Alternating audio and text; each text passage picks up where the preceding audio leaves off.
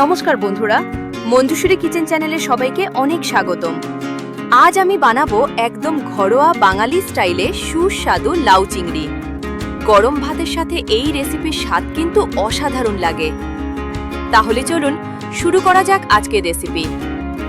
প্রথমে 250 গ্রাম চিংড়ি মাছ ভালো করে ধুয়ে নুন আর হলুদ মাখিয়ে নেব। এরপর কড়াইয়ে সর্ষের তেল গরম করে চিংড়িগুলো হালকা ভেজে তুলে রাখবো।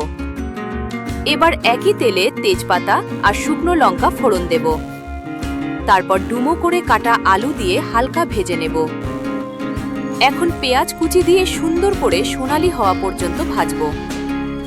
এরপর আদা বাটা আর টমেটো দিয়ে ভালোভাবে কষিয়ে নেব। এখন হলুদ গুঁড়ো, লঙ্কা গুঁড়ো, জিরে গুঁড়ো আর ধনে গুঁড়ো দিয়ে অল্প জল দিয়ে মশলাটা ভালোভাবে কষিয়ে নিতে হবে। মশলা থেকে তেল ছাড়তে শুরু করলে কুচি করে কাটা লাউ আর কাঁচা লঙ্কা দিয়ে দেব। তারপর স্বাদমতো নুন মিশিয়ে ঢেকে রান্না করব।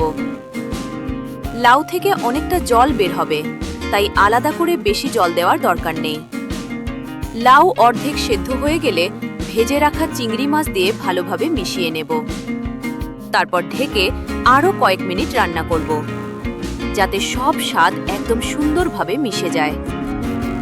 সব শেষে অল্প চিনি আর গরম মশলা ছড়িয়ে দিলেই তৈরি আমাদের দারুণ স্বাদের লাউ চিংড়ি। গরম গরম ভাতের সাথে একবার খেলে বারবার বানাতে ইচ্ছে করবে। ভিডিওটি ভালো লাগলে লাইক, কমেন্ট আর শেয়ার করতে ভুলবেন না। আর নতুন নতুন সুস্বাদু রেসিপি পেতে সাবস্ক্রাইব করে নিন মঞ্জুশ্রী কিচেন চ্যানেলকে। সবাই ভালো থাকবেন। আবার দেখা হবে নতুন রেসিপির সাথে। ধন্যবাদ।